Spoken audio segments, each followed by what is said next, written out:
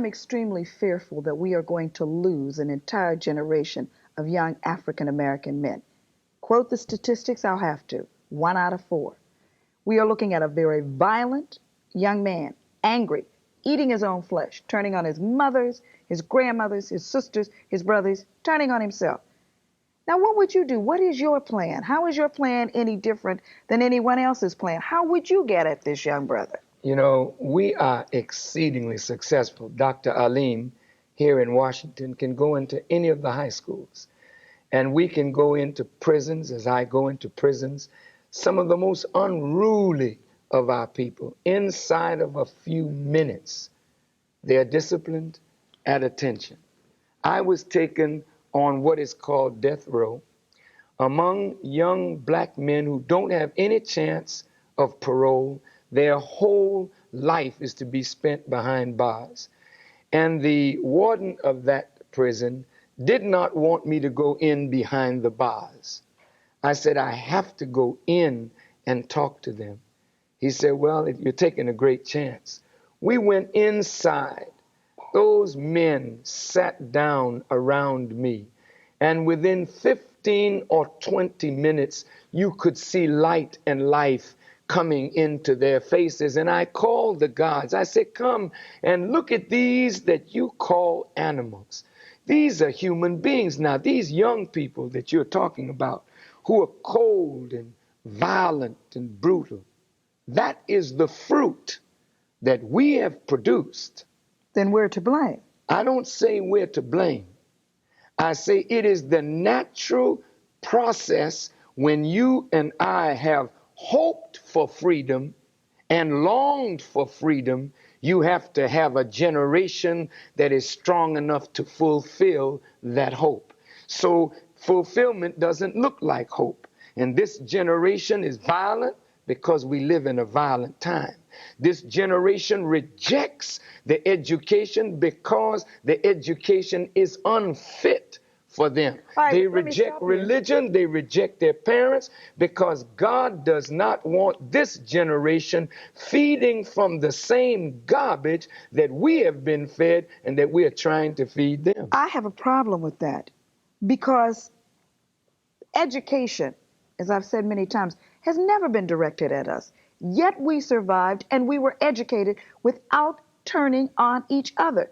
We didn't have programs, but we fed each other, we clothed each other, we were able to stick with each other when it was a much more fearful world in terms of our own individual safety. Walking across the street in a community that was predominantly white, for you as a black man, and lifting your head toward a white woman could get you killed, castrated. So now the young black man does not have that to be concerned about. He doesn't have that kind of fear. Why is he giving up everything that blacks before him fought so hard to do? Where is the missing link? The missing link is the lack of continuity of knowledge that can continue the struggle. Those young men out there are the greatest generation that we have ever produced. But they're not going to listen to the sob story of mom or dad or teacher or preacher or politician. They're born to hear the word that Farrakhan is preaching from the Honorable Elijah Muhammad. Are you saying you're the only word out there? Earlier you said it was just you and Jesse Jackson. And then you said earlier also that there were lots of voices. Are you saying that the only real voices out there in the African American community is your voice and Jesse Jackson? Then what does that do to all the other leadership? Well, look, sister, I'm telling you, if you walk with us through the ghetto, our children are not listening to anybody. They're not listening to Jesse. They're listening to Farrakhan. And that's what's happening in America today. It is true. There are many voices, but there's only one that black people are listening to. Why? Not because of the way I part my hair, but it's because of the message that I have that will affect black people positively. What is your message? What do you say to us that hasn't been already said? Bear with me a moment. Sure. We've been told that we are inheritors of the thrones, kings and queens. We know our history, some of us. And when we have an opportunity to talk about it, we remind ourselves what we have been able to do under unbelievable conditions. So, what do you say that will make us rise above what we already know and do something with ourselves, survive? You've heard the message, and maybe you have internalized that message. One of the mistakes that we've made is we think that our children have heard that message, but our children have really not heard that message, and they're crying out for that message. And when that message is given to them, they respond. They are coming into the mosques literally by the hundreds. Literally by the hundreds. Then let me stop you for a moment. Then that suggests then that you're the only place that they can go to hear the truth. Then you're saying that black leadership is a deficit, that the black press has not fulfilled their needs. Are you even saying that maybe the black church has not done what it's supposed to be if they're coming to you?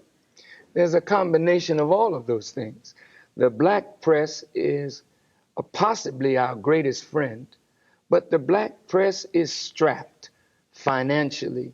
Black people do not support it. Black businesses don't advertise in it. Therefore, black newspapers don't have the wherewithal to send a reporter to actually get the facts. So the black press is actually the slave of the white press. Whatever comes over AP, UPI, and Reuters, that's what the black press prints. So the black media is stunted. The black church, in order to come into the 21st century, they have to preach a revived message.